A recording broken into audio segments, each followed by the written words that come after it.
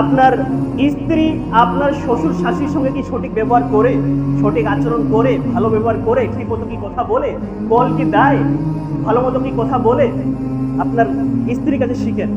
দেখবেন যে না, আপনার স্ত্রী ঠিকই আপনার শ্বশুর শাশুড়ির সঙ্গে তথা সেই মহিলা তিনার মা বাবার সঙ্গে ঠিকই ভালো মতো করে কথা বলে, ঠিকই ভালো মতো আচরণ করে, যখন বাড়িতে যায় ঠিকই ভালো মতো কথা বলে।